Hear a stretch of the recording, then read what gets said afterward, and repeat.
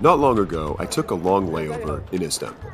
I went in with a simple plan, to pull out the GoPro and walk as many steps in the city as I could. This is what I filmed. Good morning, everybody. It is 6 o'clock a.m. Just landed. Let's do it. My first mission was getting into town and finding a coffee. I got off the bus and started walking, and soon I was passing through Taksim Square. I noticed a lot of anti-protester gear on standby. I also caught what looks like a really expensive typo on this big sign. My plan is to go find a cafe by the water and have my first coffee of the day there. Good morning. My mission to find a coffee soon proved more difficult than I expected. Nothing in Istanbul is really open before 9 a.m. In the early morning, it's kind of like the rapture just happened. Okay, looks like we might be onto something here.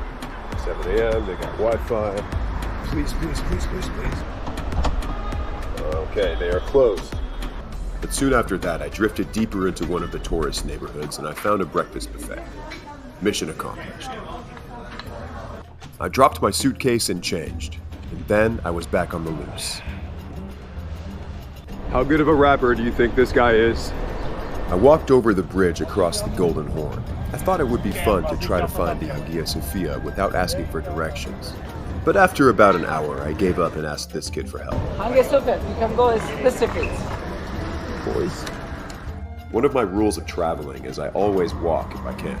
Because, let's be honest, a chubby middle-aged guy like me really needs the steps.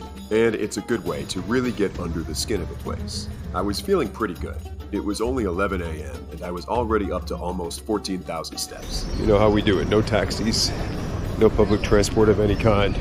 On the way to the Hagia Sophia, I went by the Column of Constantine. It was built in the year 330 to dedicate the city of Constantinople. It was kind of surprising to see that you could get close enough to touch this ancient monument if you wanted to. There are a ton of mosques in Istanbul, but as you draw closer to the Hagia Sophia, you really get a sense that this one is something special.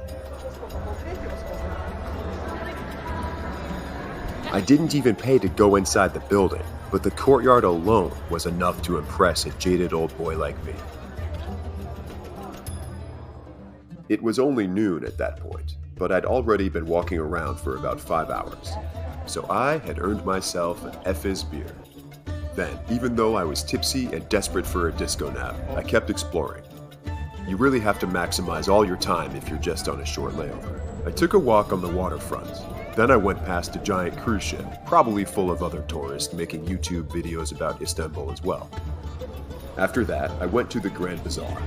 According to the quick Google research I did the night before I landed, this place has been operating since the 1400s. The lights in there don't really look like an insane asylum, but that's how they look on the GoPro. I enjoyed walking around Istanbul. I liked the energy. I happened to be there on a day with perfect weather, and everyone seemed like they were in a pretty good mood. Pretty soon, I had hit 30,000 steps for the day, which was a number I was happy with. I celebrated with a sundowner by the water, and that was a wrap for day one. Good morning. So I got 11 hours of sleep. Now all I need is a Turkish coffee. Jackpot. Coffee acquired. I was off to complete today's mission. This is the Bosphorus Strait. It goes into the Black Sea. This side is Europe, that side is Asia, and I'm going to see if I can walk across that big bridge and get into Asia. That'll be the walk today. Let's go. So off I went, hoping to walk from one continent to another.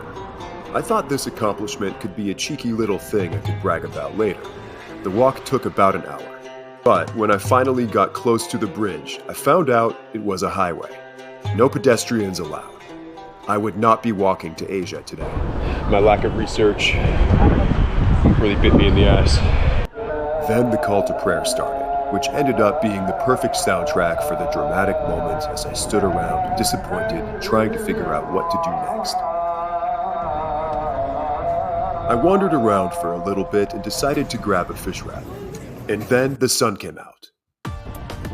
I decided it was time to break my walking-only rule, and I took a ferry out to the Maiden's Tower on an island in the middle of the Bosphorus Strait, where it's been for hundreds of years.